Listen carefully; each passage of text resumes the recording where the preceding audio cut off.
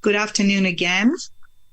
I would love to thank Dr. Siriopoulou Deli for the invitation and to congratulate the University of Macedonia, the Autism Lab, and of course the International Journal of Developmental Disabilities and the British Society for Developmental Disabilities for all you're doing for ASD and their families. The lecture today is on the investigation of the effectiveness of AIR sensory integration intervention in autism spectrum disorders. And the reason why I selected this topic is because I am a pediatric occupational therapist since the 80s, and this topic has been in my agenda since the late 80s when I did my master's thesis, when the prevalence of autism was 1 in 10,000 children.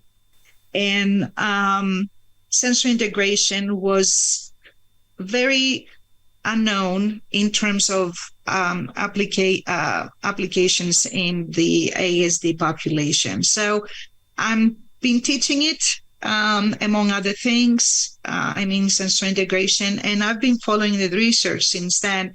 So it's very interesting to know if something works, how it works, and what doesn't work. So this is my interest until today, and I would like to share it with you.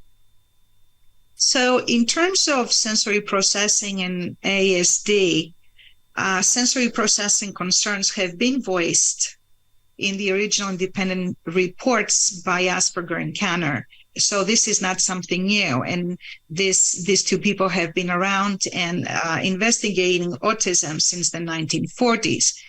So similar to the wide range of spectrum severity found for communication and social deficits, sensory behavioral difficulties also differ from mild to severe in autism, and they can sustain through adulthood if not treated. So in other words, among other things that defy ASD, sensory behavior difficulties are also present. And lately, since the the early 2000s, they have been more and more prevalent in the literature and lately in the DSM-5. So there is no question why sensory integration is one of the most highly requested and utilized interventions in autism in the area of occupational therapists, and most pediatric occupational therapists are requested to provide this kind of service. So what is sensory integration anyway? In terms of what is sensory integration, according to Ayers, Aging Ayers, an occupational therapist who coined the term in the area of assessment and service provision for children with problems in sensory processing, is the ability to organize sensory information for use. And when we're talking about sensory processing and integration, we're referring to 8 senses. Imagine that in my early years, we were referring to 5. So including auditory, visual, gustatory, olfactory, somatosensory, vestibular, interoceptive. And for more than 50 years, sensory integration has been a theoretical frame of reference, diagnosing and treating children with disabilities and adults, of course, knowing as SPD or otherwise sensory processing disorders. So what is SPD? SPD, or sensory processing dysfunction or disorder, is difficulty detecting, modulating, interpreting, and or responding to sensory experiences, which is severe enough to disrupt participation in daily life activities and routines and learning. So when somebody has SPD, is hypothesized to result in challenges related to initiating or sustaining peer interactions, developing engaged relationships, participating in activities of daily living, regulating arousal behaviors, and language development. Therefore, many aspects of Ayer's hypothesis were found to be highly consistent with current literature on sensory processing in ASD in the areas of registration, modulation, motivation. What that means is that new developments in neurodetection neurosciences found that as far as sensory registration deficits, there are difficulties in the detection of stimuli and in the understanding of the stimulus meaning in ASD. Secondly, modulation deficits are present in ASD that are now mentioned in DSM-5 as hyper or hyper responsiveness to sensory stimuli. And thirdly, motivation deficits. So what they found is that the neurological mechanisms involved in functional connectivity are fault. And most likely there is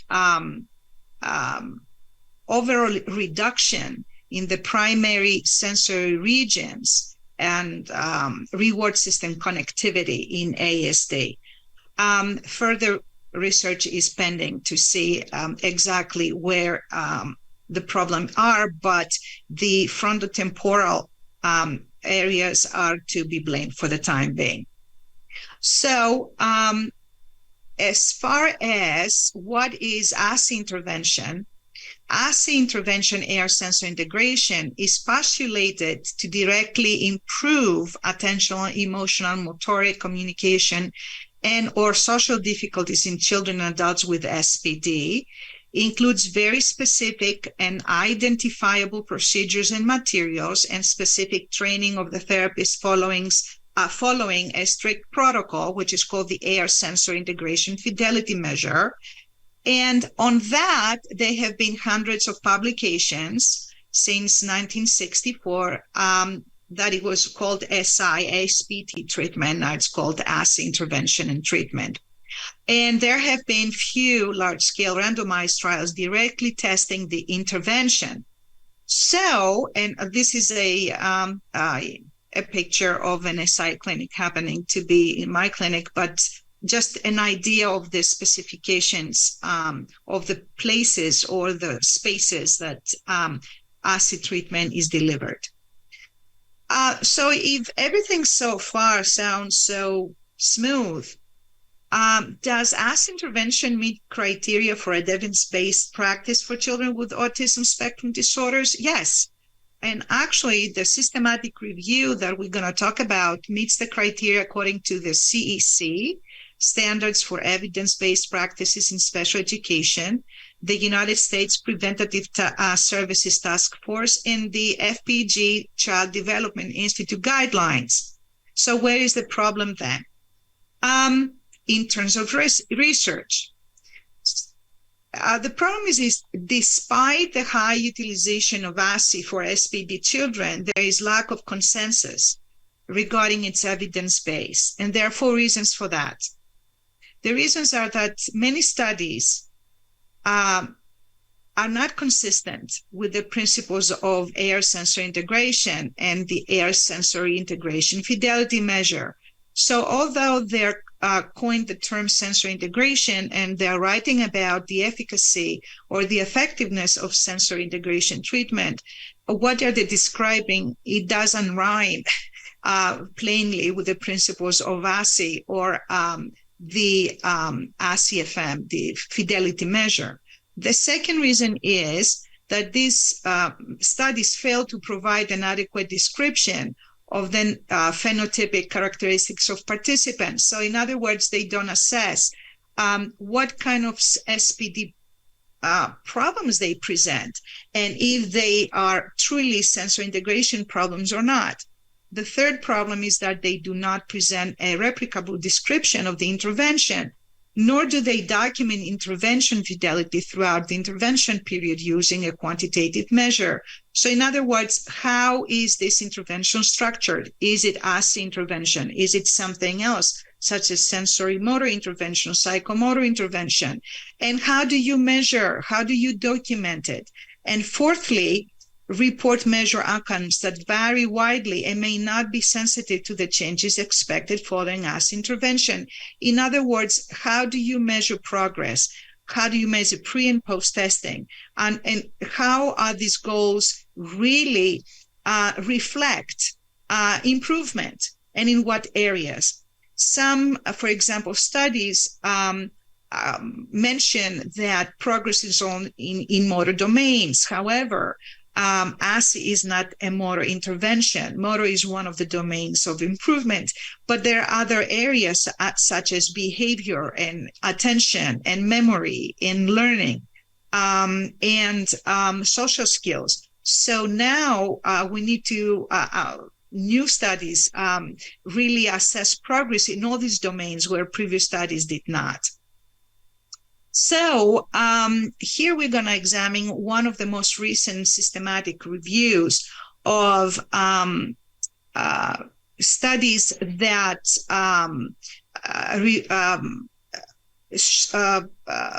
examined ASI intervention for children with the ASD. And this is one of the most thorough ones that exists so far. And what they did is that this review by Schoen et al. Answered to the question, is ASI intervention meeting the criteria of an evidence-based intervention according to CEC standards?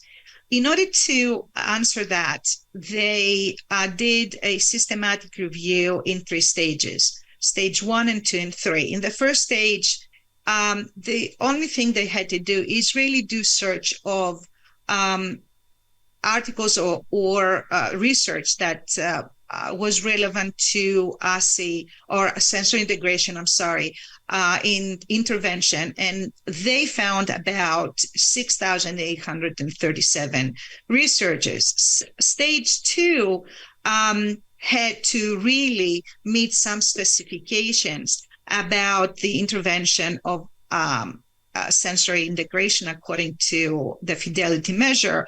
And that really narrowed down to 6 researchers. And the final stage is to see, if the third stage would be if these 6 or whatever researchers would also meet the criteria for CEC.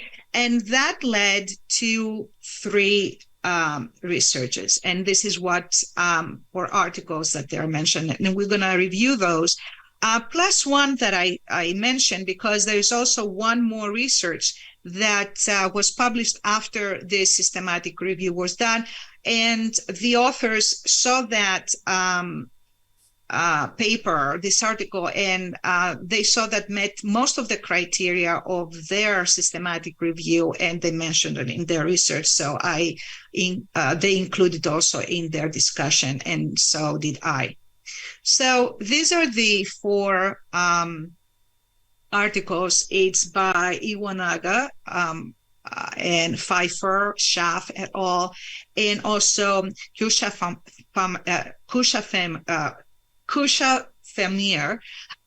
The first one is in Japan. The other 2 was done in the States, and the other one is in Iran. And what it does, and I'm not going to analyze all of these, is because the data is there, is that 1 of them was a non-randomized, 3 of them were randomized controlled trials.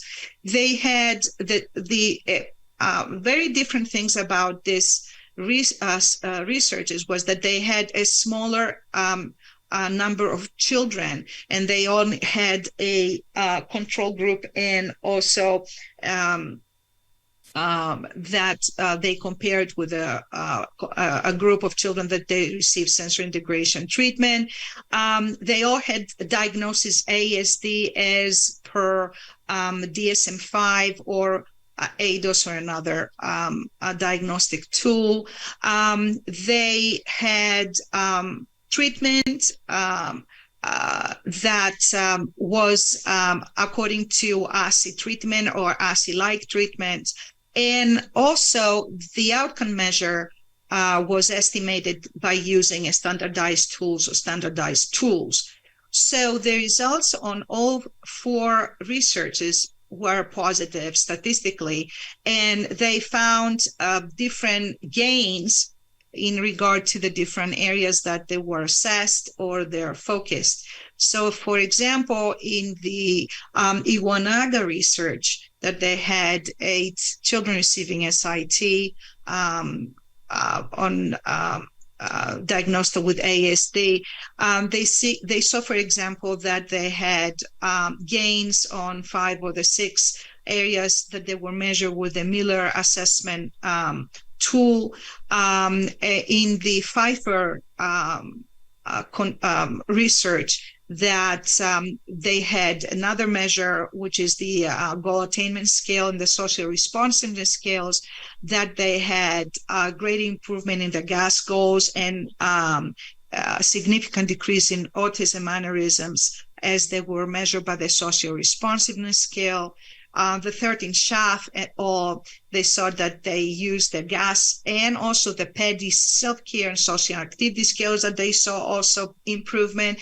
And the last one that was very interesting, because they used the short, had different areas of skills that they were shown, such as social communication, interaction, and volition. There were new areas that they were not touched before, and they showed progress in those. So the conclusion of this very brief but extensive research, but brief presentation, is that so far, ASI intervention, although it has been extensively researched but not properly researched, has proved to be an effective intervention for ASD, particularly for those with IQs above 65 and between 4 and 12 years of age. It does meet the criteria for CEC, so it's evidence-based. However, the big problem with all this research that is done is that treatment, when the topic of sensory integration research treatment is done, is that people who deliver the treatment have really to adhere to the protocol of air sensory integration. And there is a big confusion of what sensory integration treatment according to AIRS is and what is not.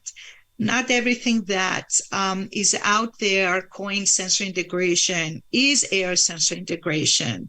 Therefore, people who deliver this service has to ensure that the intervention they deliver is in accordance with an evidence-based practice. I thank you.